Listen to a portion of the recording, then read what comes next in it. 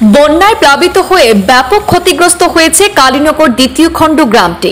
ক্ষয়ক্ষতির পরিমাণ খতিয়ে দেখতে পাটোয়ারিকে সরজমিনে পরিদর্শনের দাবি জানিয়েছেন এলাকাবাসী। প্রায় প্রতি বছরই কালীনগর দ্বিতীয় খণ্ডের বিভিন্ন এলাকার চাষের জমি জলের নিচে চলে যায়।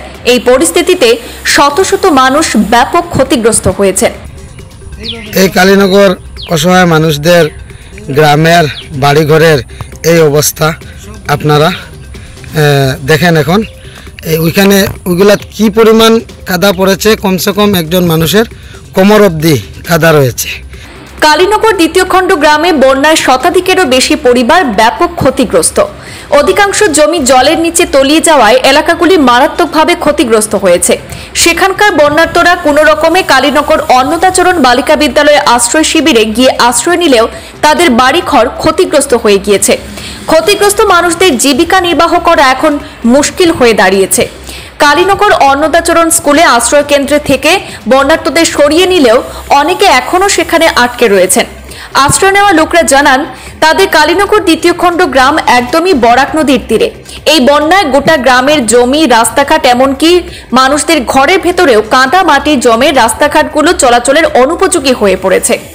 গ্রামের মানুষ অনেক ভোগান্তির মধ্যে রয়েছেন। গ্রামবাসীরা জানান, সরকার ঘোষণা করেছিল যে বন্যায় মারাত্মক ক্ষতিগ্রস্ত মানুষদের আর্থিক সহায়তা প্রদান করা হবে। মারাত্মকভাবে ক্ষতিগ্রস্ত এলাকাগুলি খতিয়ে দেখবে এবং তাদের প্রয়োজনীয় সহায়তা প্রদান করা হবে। কালীনগর দ্বিতীয় খণ্ড গ্রামের দুর্দশাগ্রস্ত মানুষদের ক্ষতিপূরণের খতিয়ে দেখতে সরকারিভাবে পাটোয়ারিকে সরজমিনে পরিদর্শনের দাবি জানান এলাকাবাসী। কালীনগর শিবিরে থাকা অসহায় মানুষদের গ্রামের এই অবস্থা। ওই গ্রামেরই একজন লোক আপনারা দেখতে পাচ্ছেন, ওই সোজা একটা খুঁটি রয়েছে। ওই খুঁটিটা একটা ঘরের সীমানা। কয়েকদিন আগে ঘূর্ণিঝড় দিয়েছিল, ওই ঘূর্ণিঝড়ে ওই ঘরটা মাটিতে একদম ফেলে দেয়। আর এখন বর্তমানে একটা খুঁটাই খাড়া রয়েছে ওইখানে, আর কোনো চিহ্নই নাই ওই ঘরের। আর বর্তমানে কাদা পড়ে একদম মানে সব কিছু লেভেল হয়ে গেছে। এই কালীনগর অসহায় মানুষদের গ্রামের বাড়িঘরের এই অবস্থা আপনারা দেখেন। এখন ওইখানে ওইগুলা কি পরিমাণ কাদা পড়েছে, কমসে কম একজন মানুষের কোমর অবধি কাদা রয়েছে। আপনারা এই যে দেখতে পাচ্ছেন, এখন এই দেখতে পাচ্ছেন কি পরিমাণ কাদা রয়েছে, অথচ তাদের ঘরে সেই একই সমান পরিমাণ কাদা। এগুলা কাদার মধ্যে তারা শিবির থেকে কিভাবে এসে এখানে জীবনযাপন করবে, অথচ তাদের বহুত ক্ষতিগ্রস্ত হয়েছে। আমাদের ওইখানে আপনারা এই যে দেখতে পাচ্ছেন এখন কি অবস্থা। এই কালীনগর শিবিরে থাকা অসহায় মানুষদের গ্রামের এই অবস্থা। তাদের ওইখানে কিছু লোক বলেছে তাদের ঘর বাড়ির বহুত ডকুমেন্টস, তারপরে তাদের আরও বহুত রকমের ক্ষয়ক্ষতি হয়েছে। কিছু ডকুমেন্টস তাদের আছে, কিছু ডকুমেন্টস ওই বন্যার পানি নিয়ে গেছে ঘর বাড়ি ডুবিয়ে। তাদের থেকে এখন আমরা শুনবো তারা সরকারের কাছে কি চায়। কি আপনারা এখন কি ক্ষতি হয়েছে আপনাদের?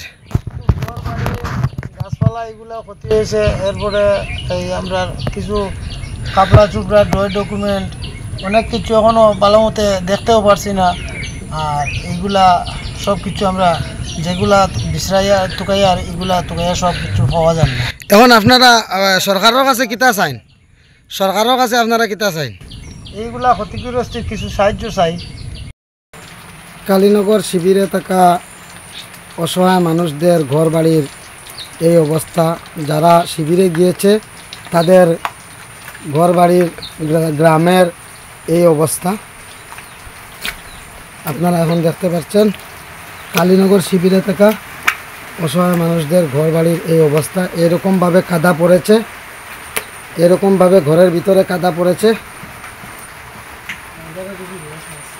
এই অবস্থায় তারা কিভাবে বাড়িতে আসে জীবনযাপন করবে? এই অবস্থায় যদিও তারা শিবির থেকে এসে যায়, তাহলে কোনোভাবেই তারা ঘরে এসে জীবনযাপন করতে পারবে না। কারণ ওইখানে যদি আসে তারা তাহলে কোনোভাবেই তারা ওইখানে এসে জীবনযাপন করতে পারবে না, কারণ ঘরের ভিতরের এই অবস্থা, কাদা এরকমভাবে পড়েছে, কমসে কম 8 অবধি কাদা পড়েছে। অথচ তারা যদিও এখানে শিবির থেকে তাদেরকে পাঠিয়ে দেওয়া হয়, তাহলে এখানে যদিও আসে তারা কোনো সময় তারা এক ফোঁটা পানিও পাবে না গা ধোয়ার জন্য, পানি খাওয়ার জন্যই। এই অবস্থাটি তাদের নেই, এই ঘরের অবস্থা আপনারা এখন দেখতে পাচ্ছেন। কালীনগর শিবিরে থাকা অসহায় মানুষদের ঘরের এই অবস্থা। আচ্ছা, আপনার নাম কি? মিন্নত আলী। হ্যাঁ, মিন্নত আলী। আচ্ছা আচ্ছা, আপনি কি ওই কালীনগর শিবিরে থাকেন? শিবিরে থাকি। আচ্ছা আচ্ছা, আপনার ঘর ওইটা? ওইটা ঘরের আপনার ঘরের কি ক্ষয়ক্ষতি কিছু হয়েছে? অনেক ক্ষয়ক্ষতি হয়েছে, এটা কি করবো। আচ্ছা আচ্ছা, এই আসলে সব ভাঙ্গিয়ে অঙ্গিয়ে এটা নদীর সুতে ফইল পড়ছে, এখন ফইলেও ভাঙ্গিয়ে চুরমার করলাম। অনেক কিছু ফলির তুলে এখনো ফুরিয়ে আছে, দেখতেও হয় আর না। আচ্ছা আচ্ছা, আপনারা এখন দেখতে পাচ্ছেন কালীনগর শিবিরে থাকা অসহায় মানুষদের ঘর বাড়ির এই অবস্থা। অথচ তারা তাদের নিজের ঘর বাড়ি দেখার জন্য তারা আসছে, এসে দেখতেছে এখন এই অবস্থা তাদের। এই অবস্থা তাদেরকে যদিও শিবির থেকে পাঠিয়ে দেওয়া হয়, কোনো মতেই তারা এখানে এসে জীবনযাপন করতে পারবে না, কারণ তারা যদিও আসে ওখানে, তাহলে ওই যে আপনারা দেখতে পাচ্ছেন এখন টিনের ঘর একটি বহু দূরে, ওইখানের ওই সাইডে তাদের মেইন রোড হয়, ওইখানে গিয়ে তারা বাজার হাট করতে হবে, আর আবার তারা ওই দিকেই আসতে হবে।